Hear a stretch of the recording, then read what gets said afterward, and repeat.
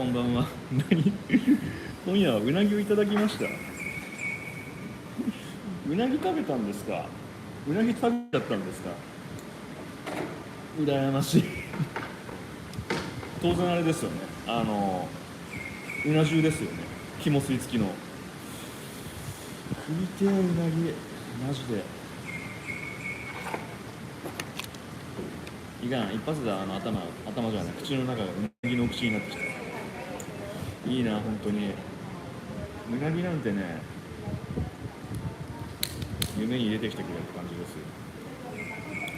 今日は回線が悪く途切れますね。雨も降ってるっていうのもあるんですけれども、っていうかライブ配信開始直後、リンクをツイッターとインスタグラムにね、流してるんでね、それでなんかわちゃわちゃやってるんですよね。あれって予約やるにはどうすればいいんだろう。だってライブ配信開始するまでURL わかんないし、そうか、時間設定してその前に URL 取得して流しとけばいいのか。でもそれもめんどくさいな。はい、すみません、うな重と肝焼きでした。肝焼きですか？もう日本の人たちは、俺も日本の人なんですけど、いい葉巻じゃない、いいものばっかだろう。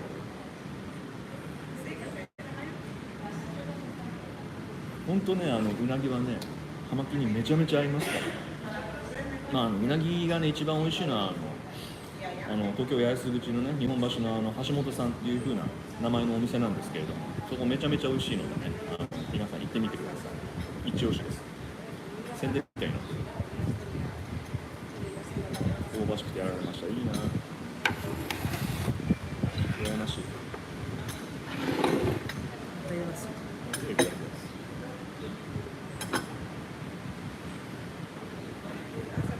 その後サンクリで幸せです。葉巻食べたじゃない、さっきからもう、うなぎに対する嫉妬でね、なんか滑舌も悪くね、自分でも何言ってるかよくわかんないんですけど、うなぎ食べた後にね、葉巻スープも最高にうまいんです。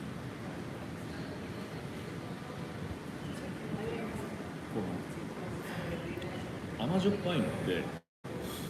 いのって日本人が一番好きな味じゃないですか。でうなぎって油乗ってるじゃないですか。で油ってすごいね、葉巻と相性いいんですよ。葉巻自体もね、油物なんですよ。油と油の相乗効果みたいな。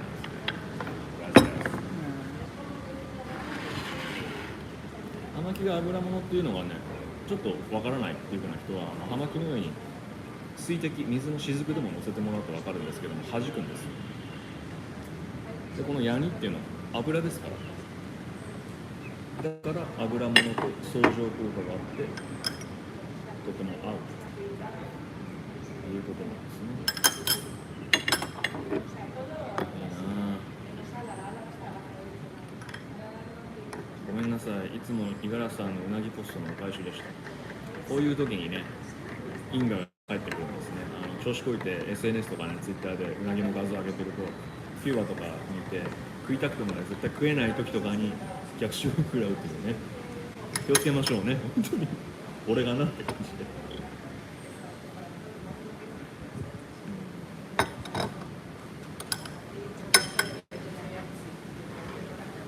しまった。ツイッター用の写真撮る前にカフェコンレーチェ飲んでしまう。俺の一日は一本のシガと一杯のカフェコンレーチェとシガから始まった。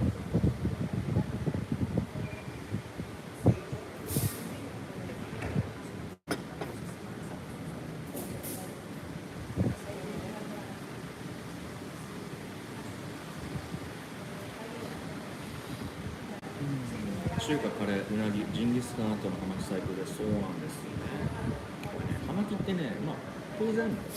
つ吸っても美味しいんですけれども、やっぱりね、伝統的に食後に最初はね、楽しいものだったんで、食後のね、葉巻はすごい美味しいんですよね。だから葉巻に合わせることも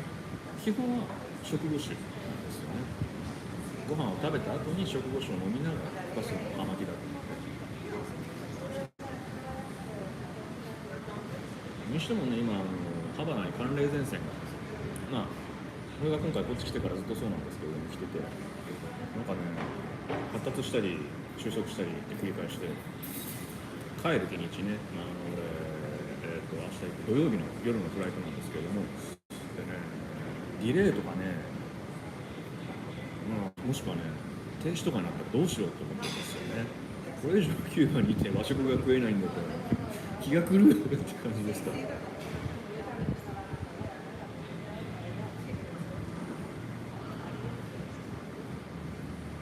本食食いたいな。なんだろう、でも日本だとご飯が美味しいから日本食が一番と思うんですかね。それとも日本に限らず自分が生まれた国だからその国のご飯が一番と思うんですかね。例えばイギリスに生まれてたりしたらいやイギリスの飯食いたいなっていうふうになるんですかね。日本なので日本が恵まれすぎてるのでちょっとよくわかんないんですよね。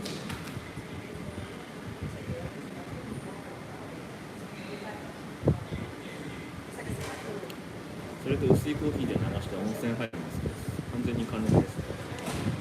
ーでもね、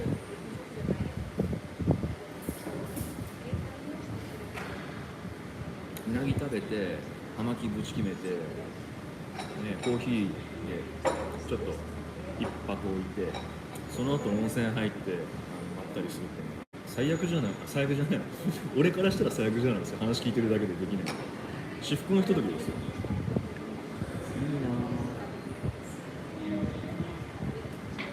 羨ましい。温泉なんてね、キューバ絶対ないでしょ。湯船はね、ホテルについてますけれども、お湯食べようとするとね、線がね、必ずゴムのやつが隙間が入ってて穴開いててなかなかたまんないんですよ。そもそもお湯が出るかもシャワーチャレンジだし。家庭の味なんじゃないですか。家庭の味を求める。いや別にね、日本に戻って家庭の味が別に食べたいっていうわけではなくて和食が食べたいんですよね。専門店でも全然構わないので。うなぎって家庭の味じゃないじゃないですか。うなぎが家庭の味に生まれたかったですけど、寿司とかうなぎが家庭の味って寿司屋さんとかうなぎ屋さんとか羨ましい。あ、子供の頃はお父さんがお寿司屋さんだったっていう子が友達にいてすごい羨ましかったな。お寿司とかもう毎日食べるよって。でもね、子供心にはそう思ったけど、あっちにしてはお店のね材料とか残りとかね、チラシとか巻きとかだったかもしれないですから、うんざりっていうのもあるんでしょうけど、やっぱりね隣の芝生は青く見えるんですね。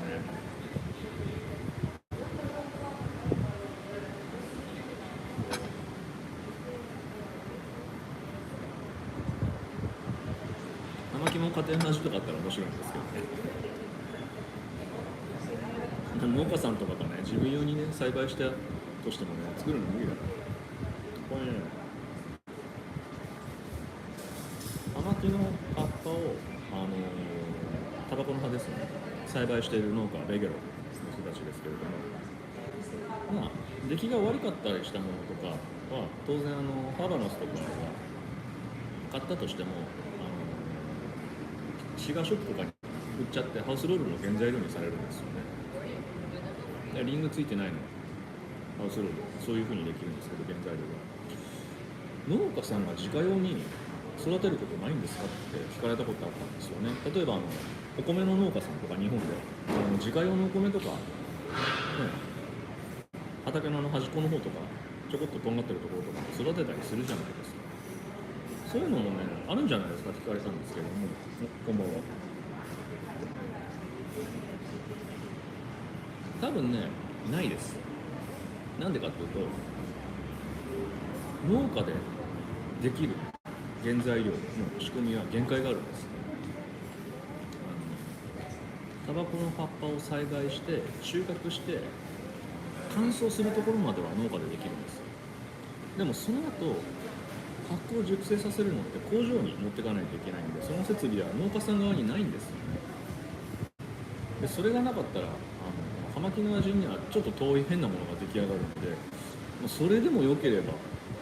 作れるけれども、こういった葉巻っていう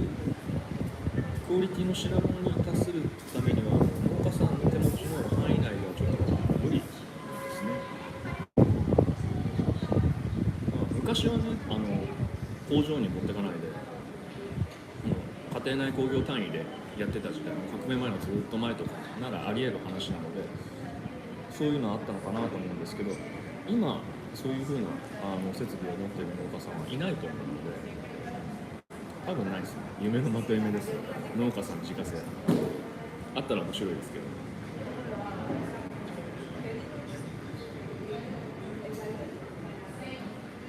さらにマッサージからの心理欲を楽しみながらオープンエアで葉巻を吹かす楽しく見ています。いや最高に市がエンジョイしてるじゃないですか。どこでそんなのできるんですか羨ましすぎる。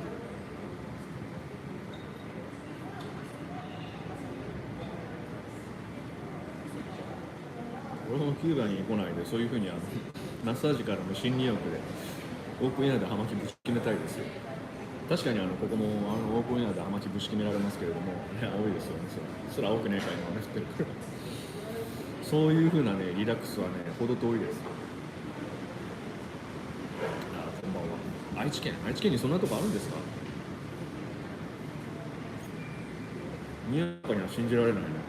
本当ですか？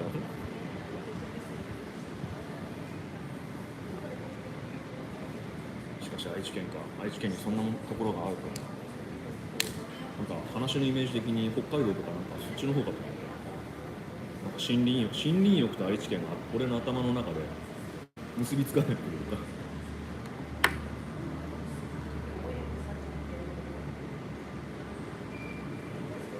アテンドしたいぐらいです。本当ですよね。キューバなんかね何回来てもね特に何の意味もないんだね。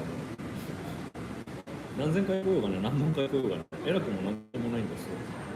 それよりもね自分の住んでる国ね隅から隅までね旅行してみたいですよね。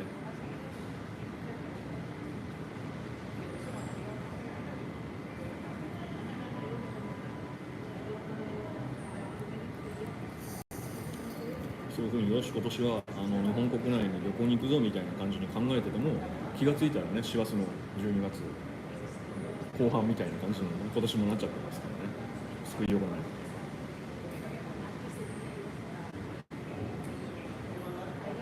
長篠の合戦があったぐらいですから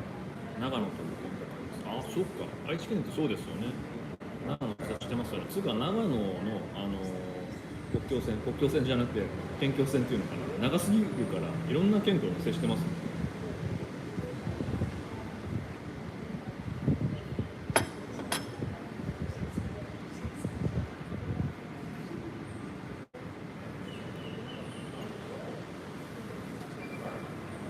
愛知県多分行ったことあるけど宿泊したことはない。一泊してないとそこに行ったっていう風なことには確かカウントされないんですよね。でないと新幹線とかで素通りしても行ったっていう風なことになっちゃいます。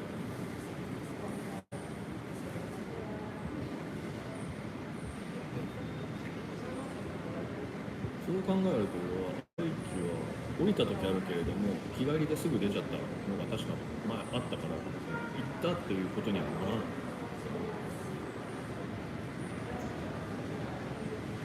四季さん、浜松さんのうなぎが近いさ、浜松のね、そうですよね。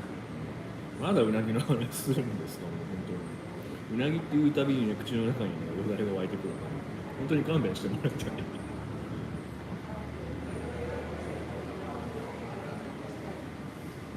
うなぎの話が出て、何を今キューバにいるからキューバはこれがあるぞっていうふうに言えることがね、一個もないんですよ。ああ、悔しい。いや、別に俺キューバ人じゃないから詳しくもなんともないんですけれども。キューバの食い物で何なんだろうな。他国に誇るものってないですよ。そういう国があるってすごいですよね。葉巻は食い物っていうふうに俺いつも言ってますけれども、実際に料理でこれ出されたら切れるだろうし、俺もみんなも切れるだろうし、あとは特産品っては砂糖。砂糖はまあご飯っていうわけでもなんかラムのご飯じゃないですからね。飲み物ですから。コーヒーも食おうとすれば豆食えるけどコーヒー豆食ってるやつがいないし、飲み物だしな。食い物ね、食い物なんだろうな。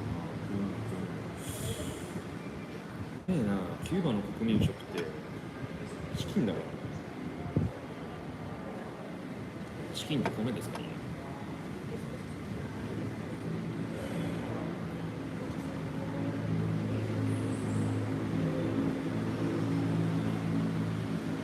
不思議なんですよね。昔スペインが宗主国でスペインの植民地だったはずなのに、スペイン料理の文化ではないんですよ。スペイン料理って美味しいじゃないですか。その文化がある。スペイン料理店キューバにもあるし、行った時ありますけど、食べたら世界一まずいパエリアだし、今までそんなの食ったことないです。世界一の産業が一つあるだけで幸せな国ですよ。そうでしょうかね。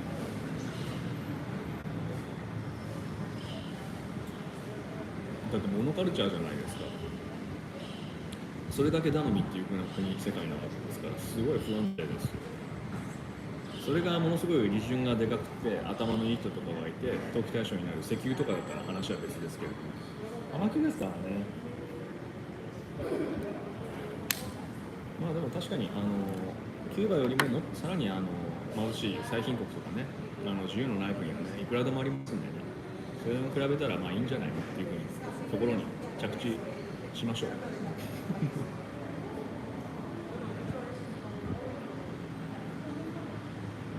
ベゲロスもそう、ベゲロスうまいですね。まあ、ベゲロスは春夏秋冬うまいんですけども、やっぱりね、暑い時になんか吸うようなイメージが俺の中ではあるので、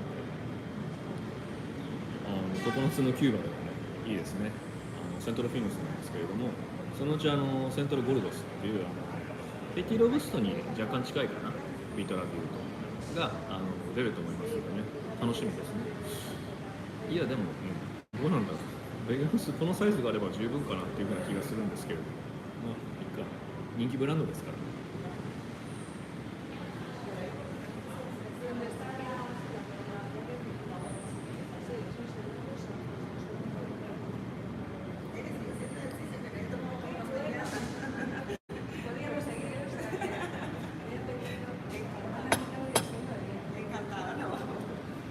和食食いたいな。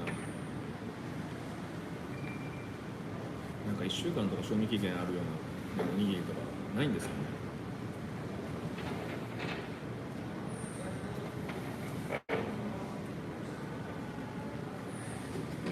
パンはね、山崎パンとかがなんか賞味期限1ヶ月ぐらいすごい長いやつとか作ってるじゃないですか。たまにコンビニとかでも売ってるし、日本の食品科学力の力でおにぎりとか1週間も作れないから、そしたらキューバに持ってくる。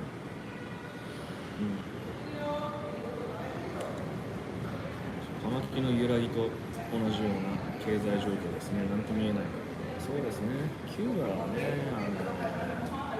アメリカに翻弄されて、ね、いる国ですからね。地理的なところ。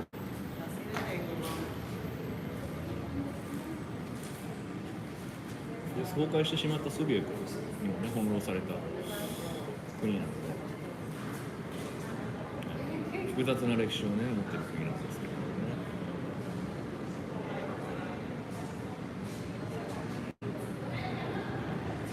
そういうふうなところではね、日本人の我々からするとね、ちょっと想像がねなかなか分かるけれども理解はちょっと難しいですよ。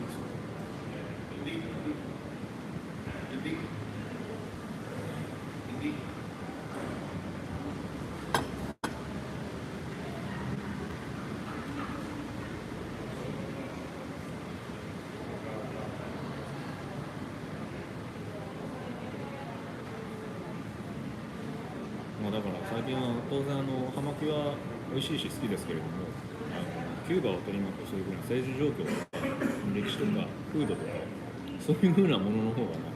面白いかなっていうふうにちょっと思ってきちゃったんですよ。別に葉巻やめるっていうわけではないんですけれども、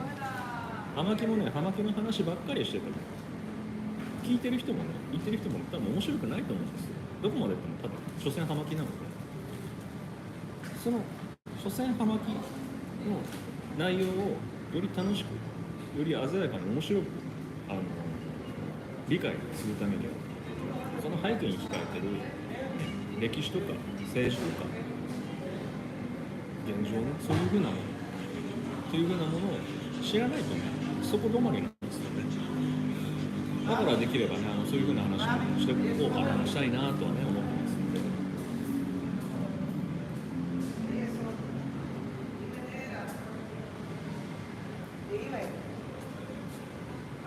キューバっていう一つの国なわけですから、中米、中南米、南米とか他の国との関係もね無視できないですし、そうすると世界中の、ね、話が広がって、そうすると無視できないような歴史になる。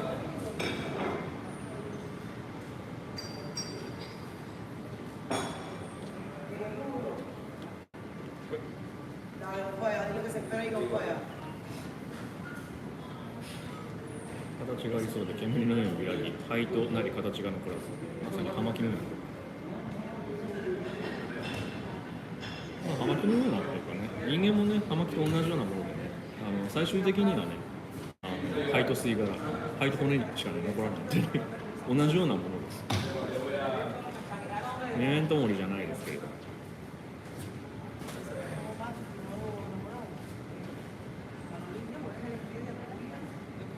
葉巻捨てるとね、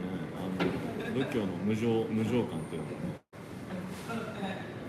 がね、必ずそこにね考え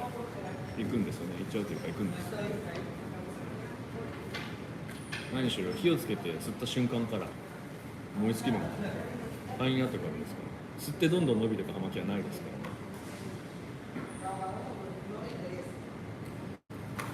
誰しも考えた時があるんじゃないですかね。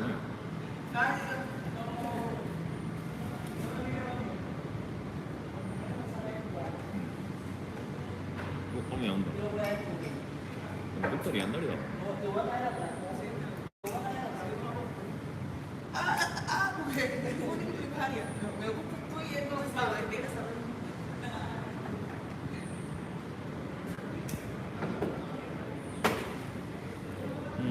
そうですね、全くその通りですね。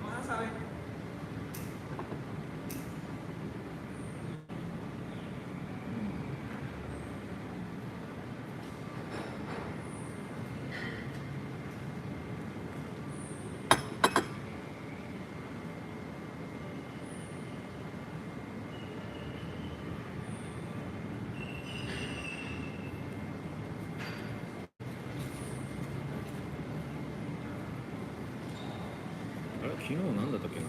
ツイッター見て何かの値上がりのニュースあったな。なんだっけ、ホットモットか、ね、ホットモットはお前もかみたいな感じですけど、ホットモット何回の値上げだよ。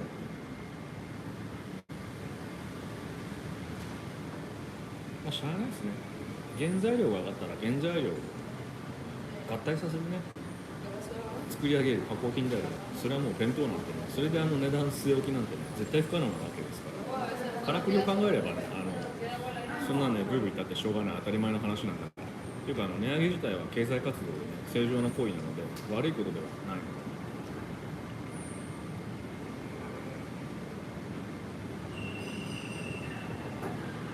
値上げするなって値上げしないで圧力で価格転嫁できないで、ね、潰れた会社もたくさん日本にありますから、それじゃ元も子もない。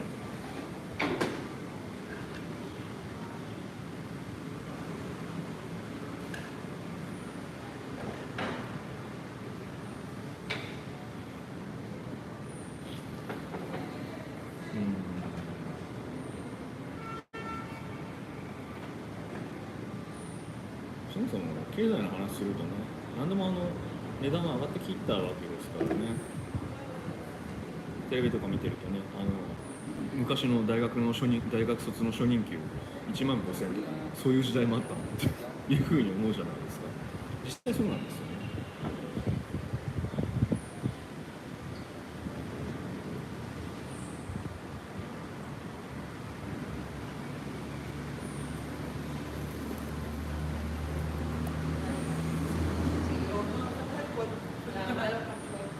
それが世界情勢とかいろんな理由とかで急激にそれが目に見える形で現れてしまっているのが今なので、急激になってるところが目について良くないわけで、値上げ自体普通なら普通の行為なわけなんです。資源がない国だとインフラを維持するランニングコスト次第ですね。努力にも限界がある。そうなんです。日本はね、経済的なね、もう国家として政府として弾力性がね非常にあるので、値上げを吸収できる余力が大量にあるわけなんですけど、だから他のヨーロッパ各国とかに比べて、ね、あらゆるコスト、光熱費であろうと物価であろうとサービス費用であろうと、上昇が緩やかに抑えられてるわけなんですけど、そうでない国、さらに弱い国キューバはもっと急激なわけですから、それで輸出する品物の、ね、値段を上げるな、上げちゃったのみたいな感じだったら、まあ酷な話ですよ、しゃあない。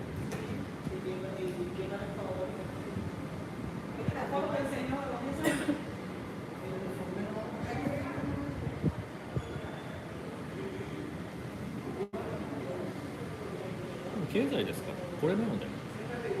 インフレの次はデフレがある、デフレの後はインフレがあるわけで、うちらもね、子供の頃ね、マクドナルドのハンバーガー1個80円だったわけですから。でもその前は高くて、下がって、で、また上がって、っていうことは次は下がるわけなんです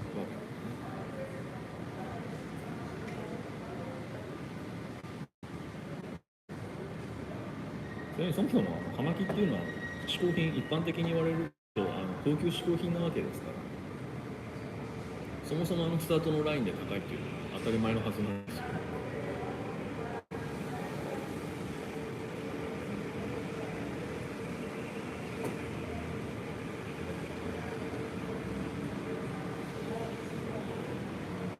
まあ何が言いたいかというと、確かにね、葉巻は高い、で値段も上がってる、これからも上がり続けると思いますけれども、あんまりね、ちょっとチクって言うのはいいと思いますけど、あんまそのことをね、ブルブル言うのはね、野暮にも限りがあるんじゃないかっていうようなところですね。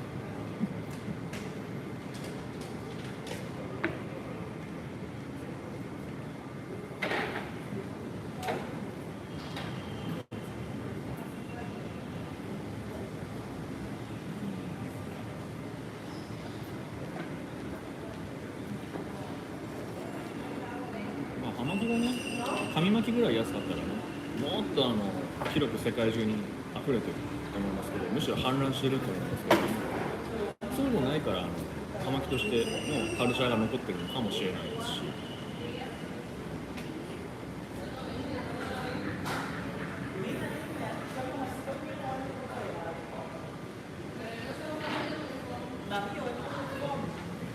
葉巻っていうのは誰しもが楽しめるものではないんですよ。当然値段っていう風なハードルもあると思いますし、好き嫌いもあると思いますし、環境とかもあると思いますし、誰もが楽しめるわけではないですけども、誰かを楽しませることができる素敵なものなのでね、そこのところはね、飽きしらえちゃいけないですよ。Bueno, ahí hay una bodega, ¿no? Ah, esa que está ahí, sí.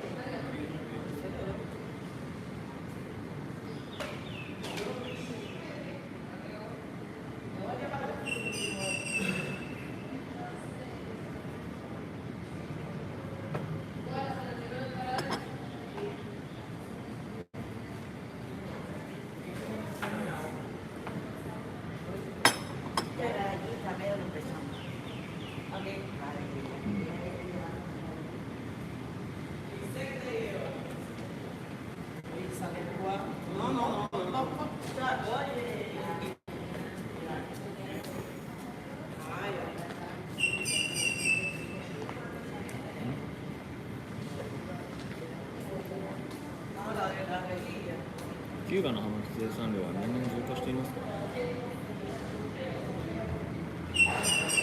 いや、日本のというか農業って基本的にどんどん衰退していくのが運命なので、日本もそうじゃないですか。農業生産人口が下がって耕作地がどんどん少なくなって、耕作放棄地が増えてますから、キューバの葉巻を生産をするためにはタバコの葉っぱを栽培しないといけないですけども、耕作面積がどんどん下がってるんですよ。それは何でかというと、そもそも世界的にタバコの需要が下がってるんですよ。そうじゃないですか。ヘルシー志向、禁煙志向、WHO のせいです。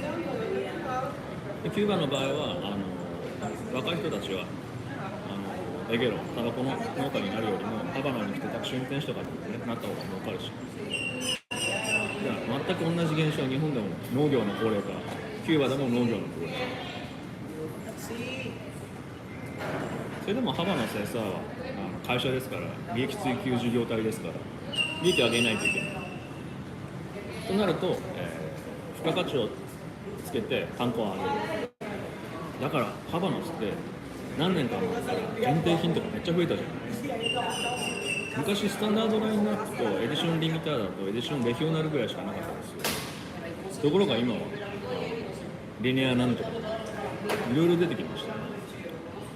企業としては当然の、戦略なんですよ。少ない資源でより利潤を上げるためにはそういうふうにやらざるを得ない。ただプラスやっぱりね、応用な中国人税のね購入っていうのも品薄に拍車かけてると思うんですよね。ウイスキーとか全くその通りじゃないですか。でもね、いずれはねその部分も下がるかなと思ってる。なんでかっていうと、ウイスキーよりも前にブームになったのはワインがありましたよね。ワインブームガーッて狂乱のワインブームがあって、その後引いて値段も安定しちゃって品薄とかそういう風なの何だったんだろうっていう風になっちゃったじゃないですか。でウイスキーもその兆しが見えてきてるので、さらにパイの少ないね、参加しているプレイヤーも少ない葉巻っていったら、さらにこの波がこうなって引いた時のダメージも少ないと思うんですけれども、まあ、こういう風にはならないんじゃないかな、ウイスキーみたいな波にはならないんじゃないかなっていう風には思うんですけど、分かんないですよ、予測ですからね。でもまあハバナス SR っていう一つの会社がね独占でやってるわけですから、そこのところは逆にコントロールはしやすいんじゃないのかなっていうふうに俺は思うんですけど、だ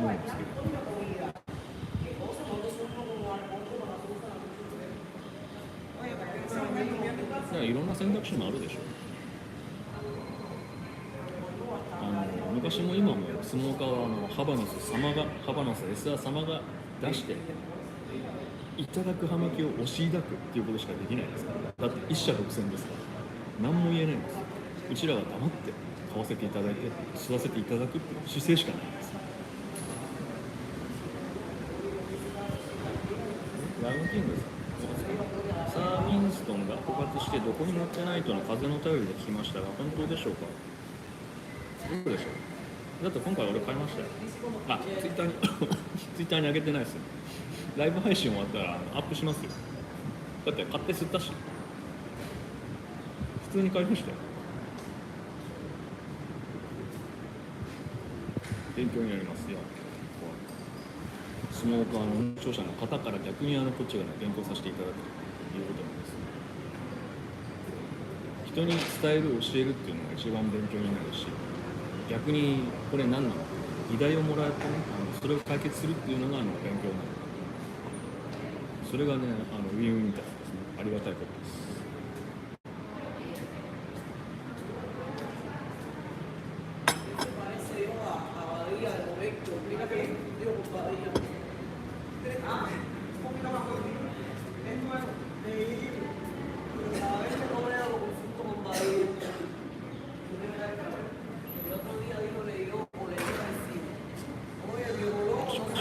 キューバこのシーズンハリケーンシーズンでもなのになんでこんなめちゃめちゃ雨降るんだろう。やっぱり地球温暖化のせいかな。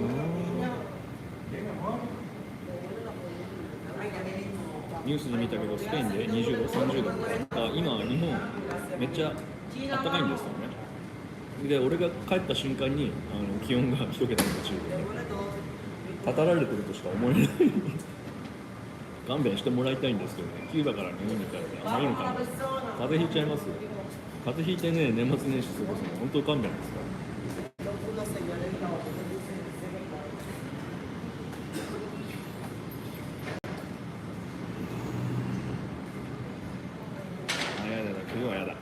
完乾燥するからね、葉巻も乾燥して割れやすくなるし、湿度も下がるし。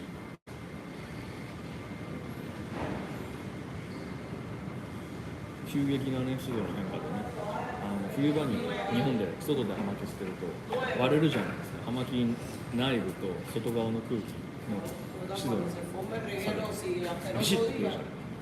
でそのまま吸い進めてるとメリメリメリメリ爆発してくっていう。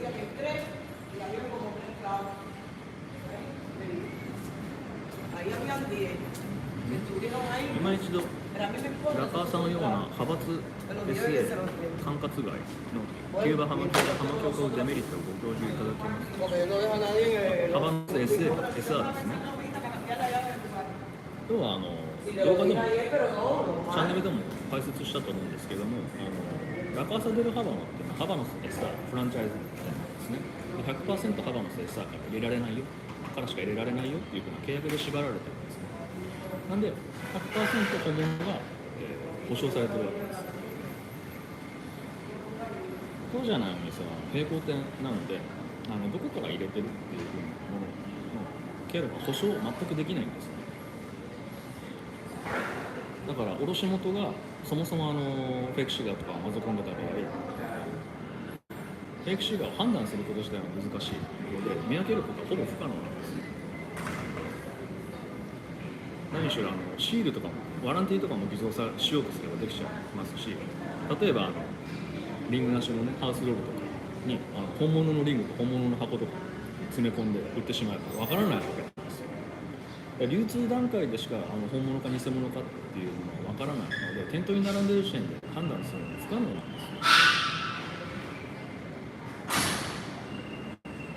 すよ。で例えばキューバンリーフ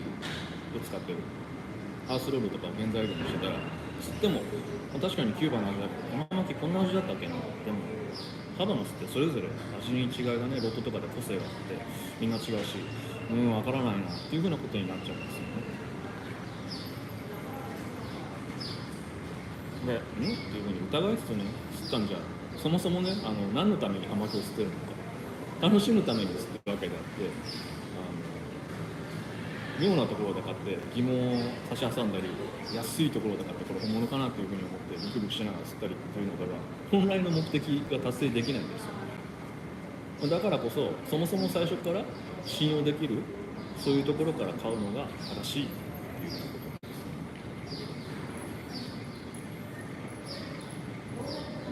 です。で一番のデメリットはそれが後で調べたり後で分かった時に騙されてたあそこはこういうふうなところだったんだっていうふうになった時にショックを受けてしまうわけなんです。それをもし知り合いとかにあげてたり一緒に吸ってたりしてカバンそれ欲しいねみたいになったらまあとんだ赤っ端じゃないですか。恥をかくのは自分なんですよ。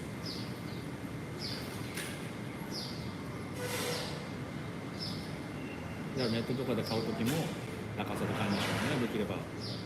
ショップちゃんとあるところで買いましょうねっていうのを確かチャンネルで言ったような気がします。今夜いちご大福と日本茶をいただいて終わりとします。いいフィニッシュですね。このいちご大福を日本茶でね流し込んでねまったりしながらね寝床につきたいです。葉巻のフィラーや特攻会で真偽判別することは不可能ということです。トップって何ですかね。トップなんて用語はハバノス葉巻にないのでヘッドですか。先端ですかそれともフットですか。というか香りを嗅いで葉巻の真贋を判断するのは 100% 不可能です。だって吸盤リーフ使ってたら分かんないじゃないですか。偽葉巻工場は世界でいくつもありますしで、偽葉巻を一番簡単なのはキューバです。だって路上で売ってるね怪しげな、ね、出どころのわからない葉巻とかハウスロールとかリングをつけて空き箱に詰めて出しちゃったらわかんないじゃないですか。まあそんなんやったらねおしまいだと思うんですけど。ヘッドですか。ヘッドでもフィラー全体でもフットでも匂いを嗅いで判断するのは本物かどうかは不可能です。吸盤紙が吸盤リーフを使ってるなっていうのは分かりますけど、例えばこれはベグエラス、これはパルタラスっていうふうなのは絶対不可能です。俺もできません。もしできるっていうやつがいたら連れてきてください。飛んだ恥かきますよ。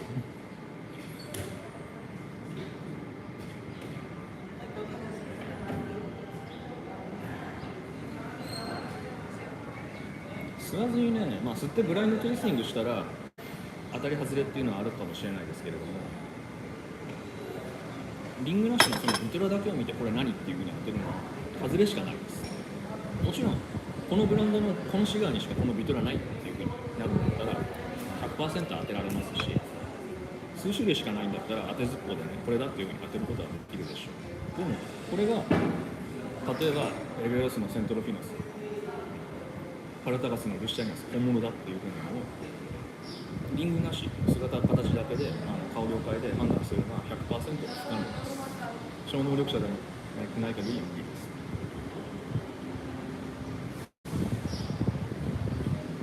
多分ハバノスの人もしくは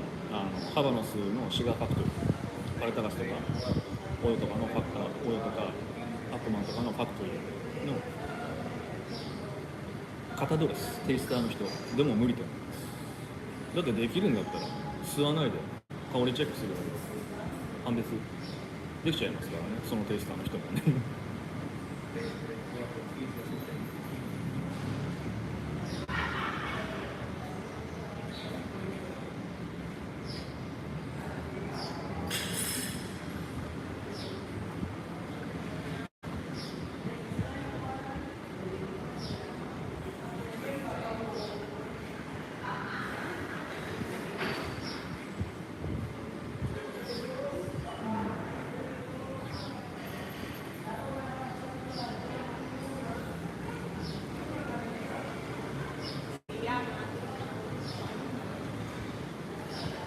お酒でもね、シンガンをね、見極めるの難しいですからね。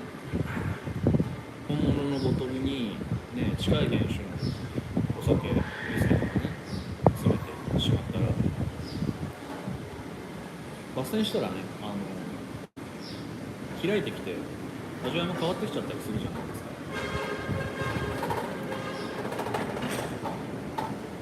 この系統に仕上げるのもこれっていう風に言うのは、かなり至難の技だと思います。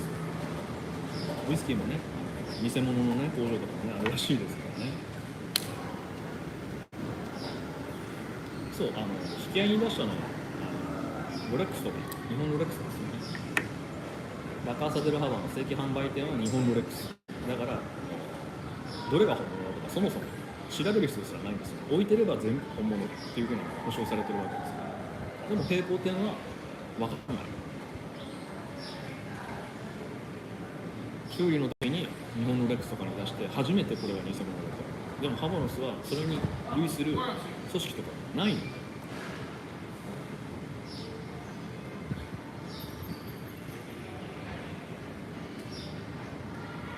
生木もね、ばらしてね、中のね、充填されてるフィラーとかにね、投資番号とかがついてれば話は別ですけれども、そんなんできないですから。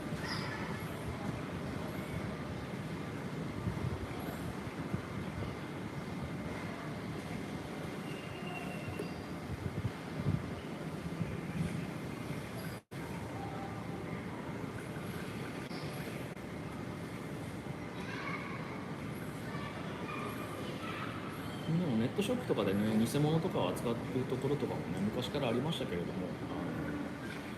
なんかおかしいんですよね。ラインナップとか、なんでこんなんあるのとか、あと値段がおかしいとか、ネットショップであるのは、なんか、1箱からでも送料無料とか。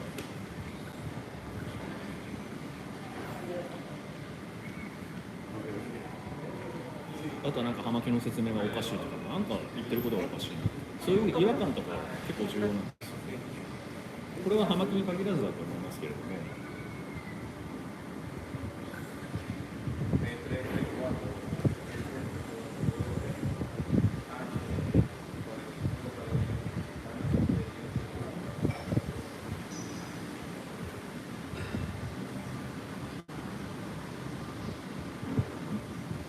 おはようございます。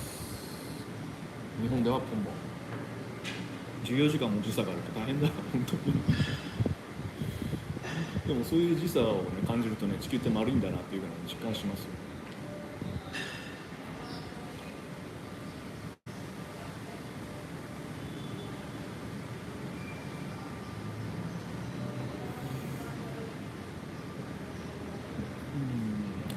また降ってきた。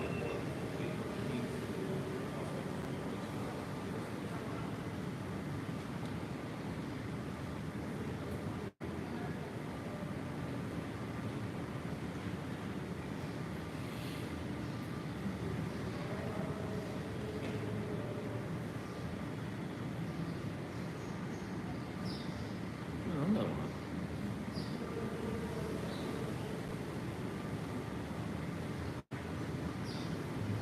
葉巻の箱はね、だから再利用されるとよろしくないの。いいことなんて全くないのでね、捨てちゃうのがいいと思います。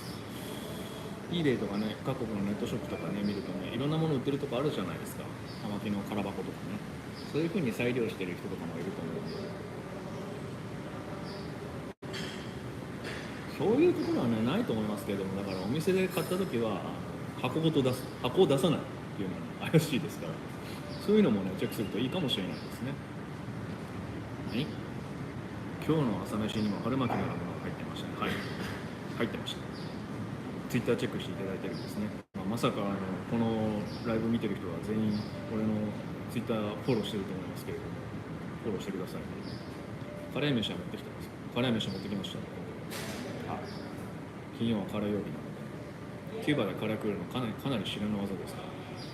ら、探せばカレー出してるお店あると思うんですけれども、行って食ってみてまずかったらショックがひどいので、チャレンジしようって気にちょっとなれないんですよ。なら自前で持ってくるのが一番いいと。春巻きみたいなの何なんだろうな。手作り、冷凍なのかな。手作りなわけないな。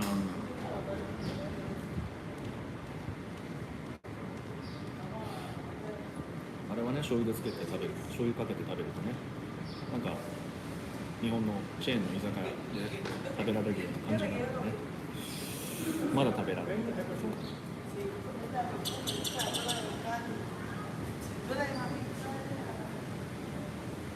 タフのネタが面白かったです。いや、別にタフ営業してるわけじゃなくてぴったりの数だったんでね、あれね。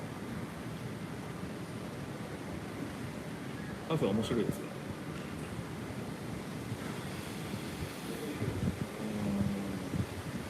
今日食べたご飯、黒豆の炊き込みご飯、キューバでアロスコングリっていう食べ物なんですけど、キューバの国民食なんですよね。黒インゲン豆かな、忘れましたけど、黒豆を潮流種の粘り気のない米と一緒に炊き込んで、ああいう風に茶色っぽい感じになったお米とチキンがあったらご飯です。キューバの人は生まれてから死ぬまで一生あれ食べます。と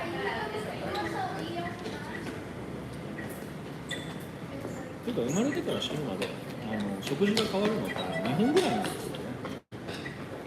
赤ちゃんはこれ、子供はこれ、大人はこれ、お年寄りはこれっていう食べるもの2本変わっていくじゃないですか。でも大抵の国は生まれてから死ぬまで一生ずっと同じものを食べ続けるわけです。でもそれ考えたら日本人に生まれてよかったな。お箸の国の人ですから。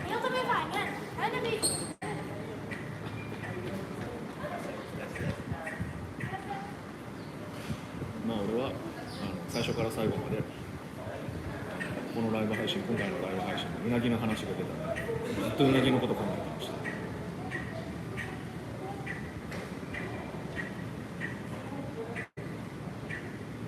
日本帰ったらまず食べたい。キューバに来たね、日本人の人でね、いやキューバ料理美味しかったですよ。美味しいじゃないですか、五十嵐さんってね。結構言われることあるんですけれども、美味しいかちょっと思うんですよ。本当ですかって言ったら、どこそこで食べたの美味しかったですよって言うんですけど、じゃあホテルのご飯どうでしたって人、ホテルのご飯ってみんな言いよどむんです。ごめんなさい、いいです。面白いですしキューバのもね、高級レストランパラダールって言われるお店とかは行けば当然いいものは出してくれると思うんですよ。出してくれます。材料が手に入らないながら頑張ってね材料を集めて契約農家とか自分で育てた野菜とかね鶏とか豚とかさばいて出してくれてちゃんと料理をしてくれるわけですからその中でも頑張ってるな偉いなっていう風なメニューは出してくれますけれどもそれは日本で言ったらねすごいいいところのご飯なんですよ。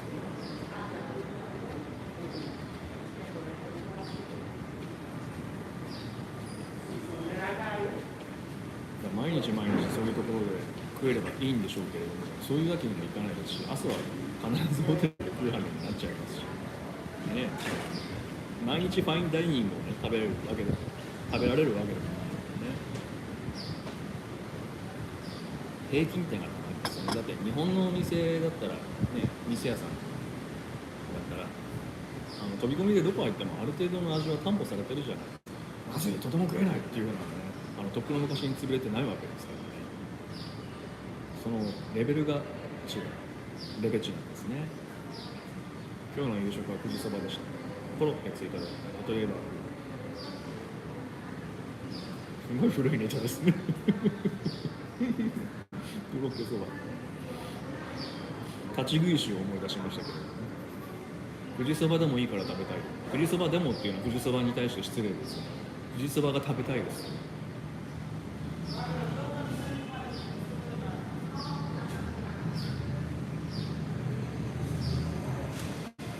ということでね、今日もね、葉巻が短くなってきましたけれども、ライブ配信の頭から最後まで、うなぎにね、脳みそが支配されて、うなぎ脳でお送りいたしました。またね、明日もね、Wi-Fi がね、つながったらね、ライブ配信したいと思いますのでね、お気軽にコメントいただければと思います。今夜もありがとうございました。日本の皆さんおやすみなさいませ。それではまた。Twitter フォローよろしくお願いします。